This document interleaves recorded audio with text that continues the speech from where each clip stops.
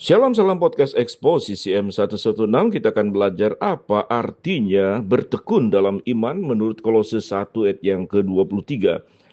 Bagi semua orang Kristen, mengikuti Yesus dimulai dengan keputusan untuk bertobat dan percaya kepada Injil pada suatu titik tertentu. Markus 1 ayat 15. Namun seperti yang dijelaskan Rasul Paulus, keaslian respon awal itu ditunjukkan ketika orang-orang percaya bertekun dalam iman, teguh dan tidak goyah. Tidak goyah karena pengharapan Injil yang telah kamu dengar.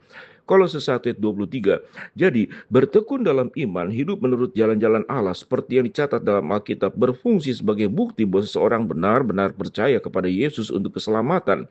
Bertekun dalam iman adalah buah dari respon seseorang terhadap Injil. Menurut Paulus, perubahan ajaib dalam identitas terjadi ketika seseorang berdosa menanggapi Injil dan menerima karunia keselamatan dari Yesus.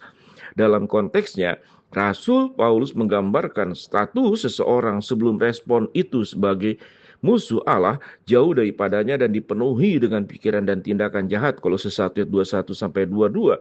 Namun melalui Yesus, orang berdosa didamaikan dengan Tuhan dan diberikan identitas baru sebagai kudus dan tak bercacat dan tak bercela. Kolose 1 ayat 22.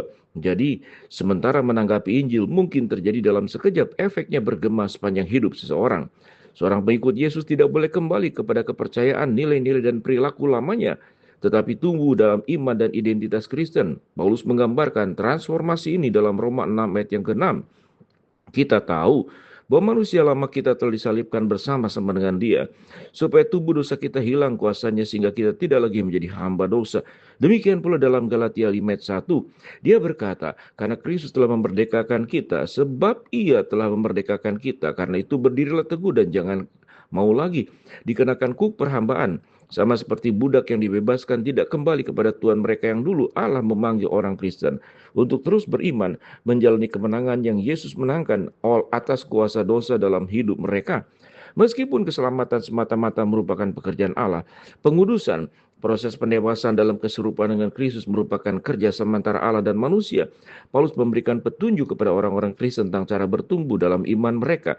Janganlah kamu menjadi serupa dengan dunia ini, tetapi berubahlah oleh pembaharuan budimu, sehingga kamu dapat membedakan manakah kehendak Allah, apa yang baik, yang berkenan kepada Allah, dan yang sempurna.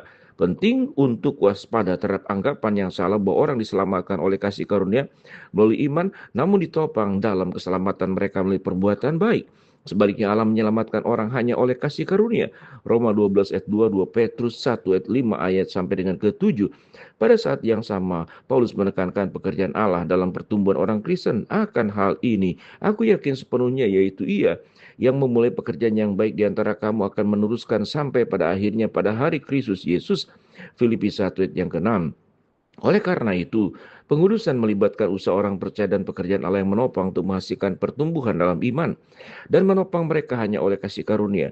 Yesus meneguhkan bahwa Allah mengamankan mereka yang telah menanggapi Injil dengan mengatakan, Aku memberikan hidup yang kekal kepada mereka dan mereka pasti tidak akan binasa sampai selama-lamanya, dan seorang pun tidak akan merebut mereka dari tanganku. Yohanes 10 ayat yang ke-28. Lebih jauh, Petrus menekankan bahwa mereka yang diselamatkan tidak ditopang oleh usaha mereka sendiri, tetapi oleh kekuatan Allah dan dipelihara karena iman, sementara mereka menantikan keselamatan yang telah tersedia untuk dinyatakan pada zaman akhir. 1 Petrus ayat yang kelima menandakan bahwa mereka memiliki sifat baru yang menghasilkan cara hidup baru.